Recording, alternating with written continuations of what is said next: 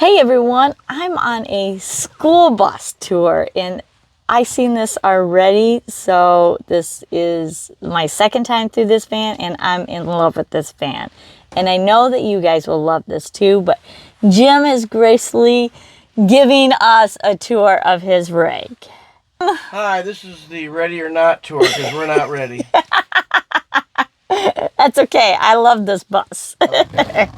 Anyways, this is a mid-size schoolie, and most of this has all been put together with Sandy, my wife's. It's her hobby, it's her passion, it's her thing to be keeping busy with. This was her idea, so I can't take credit for most of what's going on here. We've had a lot of it done. We didn't do a lot of the work ourselves because it's just a matter of how much money and how much time you have to spend. Yep, with everything. Yeah. And the hardest part of the work that we did was, getting the seats out and then cleaning up and de-rusting, grinding the rust out of the floor around the wheel wells and all that stuff, and putting down some rust inhibitor and so on and so forth, and getting it ready for flooring and everything else that then came afterwards. We've got the cabinets and the countertop from Lowe's. The only thing I did for this was I picked out the countertop, and it's so covered with stuff. But to me, this has really turned out to be the focal point because it's got the herringbone look to it, which I really liked. And we put some oil on it to draw out some of the grain. The panels, the wall panels are birch, and I thought about putting oil on it, but it might just be too much because it might take away from the countertop, and so the wall panels are more in the background, and maybe that's a better spot because otherwise they might start, and if you put oil on the walls, that might draw out more of their grain, and it might start fighting with this or taking away from how nice the counters are. Maybe we'll just let the panels stay in the background. So. And I do love the countertops. Yeah, I see you guys. Nice. It's my one contribution. Well, it's a good one. And this was cut out and lifts out into a nice big sink. And so there's that. Obviously, we got running water and so on and so forth. But this was nicely done. Whoever, the guy that did this did a real nice job. And we also have some other extra pieces of board that we made into a cutting board because we had extra pieces left over. But at any rate, so we got the cabinets up and down. We got a small little oven over here, which I'm not even sure that we've used yet, but that's kind of an oven. That's our oven. We'll just call it that. We have a decent sized refrigerator, which really doesn't take any time at all to fill up. I don't think that there is a refrigerator that Big doesn't. enough, right? Yeah, it just never is big enough. We got the microwave, and then we got a stovetop here, a 2-burner stovetop. It's all electrical. We don't have anything gas. And we got 8 SOK batteries under the bed, 2 banks of 4 each. 8. That is amazing. So that equals to how much power? It seems like Sandy said 20,000 watt hours. That is amazing. We had a problem getting one of the banks to work for a while. They say it's fixed, but we haven't given it the acid test yet. But anyways, so like I said, we got the water. We got a fresh water tank and a gray water tank. We don't have black. We just have we got the shower with a porta potty that's just very portable, in and out. And it's just out of the way right now. We're not going to put that on the camera. That's not worth looking at. Right? And I got the queen size bed. I got a mini split in the back for heating and air conditioning. Being in the back, being in this is kind of a chamber back here, and so when you're running it, it really doesn't come out and circulate really well on its own. You got to put a fan out here and kind of try to pull it out more if you're really, trying to close things up and try to condition the inside with either heat or cool. There's just a lot of barrier here, and it doesn't circulate well on its own. But that's often where that thing ends up, and we're still trying to figure out how to get it, around better. So it needs to be more circular, so you get really cold back there, but not cold here. Yeah. So it works well. It's just not flowing. Circulation's not what you want it to be, and I don't know if it's some. Yeah, I don't think we're gonna. As far as the air conditioning goes, I'm not sure what we're gonna do with that other than put a fan.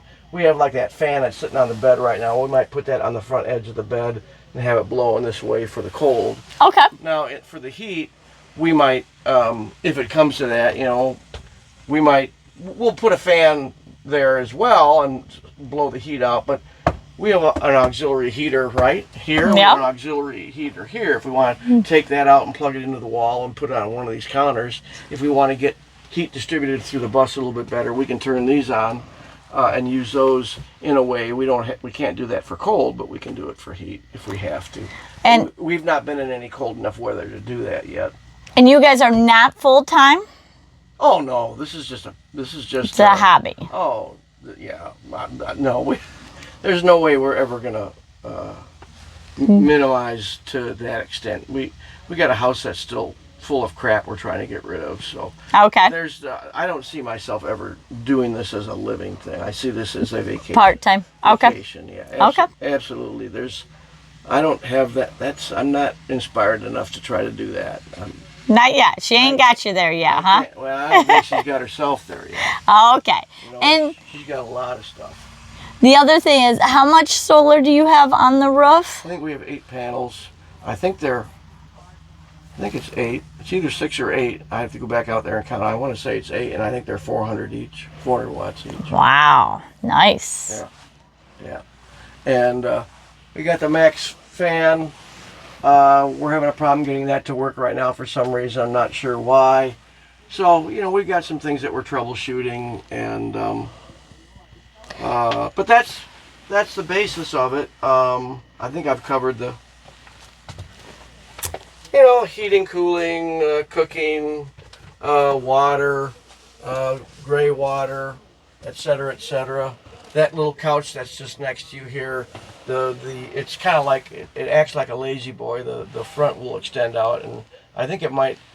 If we move that little table out of the way, I think that might extend out into a single bed. I think that's what she told me last night. That goes down to a bed, and she said that these fold up so that they can get out of the way. Up, right. And, yeah. But I don't think we're quite ready to entertain guests. Yeah.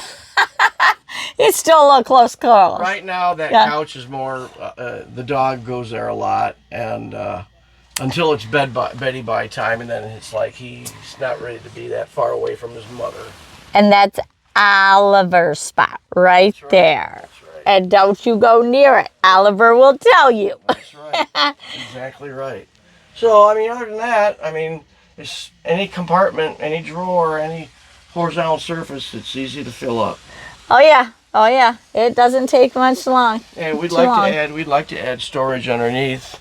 We haven't done that yet, but Sandy just took the small gas tank and had it swapped out for a 65-gallon one for the diesel tank, and which is great, so we can get some more miles in between gas stops once we start going west, and there's lots of, wanted to add a little bit more mileage in between fill-ups, and so we did that. That's a good improvement, but it certainly took up some space where we could have added some storage as well underneath, and we still want to add that. We still want to find a spot to add some more storage because we brought a car in this instance with us, and so whatever's not here is stuffed in my car. So you can imagine how much more crap would be in here if we didn't bring the car. And so we're still figuring it out. Yeah, as any space, when you're downsizing, you always have to rethink about space and what's important and what's not. So kind of like life. What's important and what's not. Yeah. And sometimes that takes us lifelong. A lot of iterations. Yes. The windows obviously were all replaced with RV windows, intermittently, and a lot of them are covered up with paneling and cupboards and stuff. So those have got screens and they open and close nicely, and et cetera, et cetera. Yep. I can't think of what else to add. I think you've got it all covered. I greatly appreciate it. Underneath the bed. There's a garage in the back underneath the bed as well.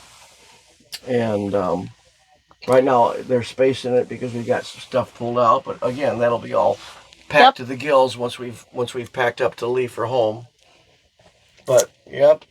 Well, thank you so much for the tour. Well, thank you for the interest, and we hope sometime in the future that we'll have a little bit more finishing touches on it, and we'll be a little bit more ready or not ready. We'll be more ready than not ready. Well, I've been in my van this is my 4th year or 5th year in my van, and it has went through 3 remodels, and I'm starting to change a few more things. So, Well, you know, it's always that lifelong, yeah, gotta tweak this. Probably better. Yep. Because you just, you figure out what you need the more time you spend in it. Yeah. And you end up, oh, I don't really like this kind of camping, or I like this kind of camping better, or I really don't want state parks, or I want more woods, or I want, and then you need, well, I need And this. it changes your needs. Yep. And that's what happens. Yep. So, all right. Well, thank you, Jim. All right. Again. Here's the outside. Here's the panels.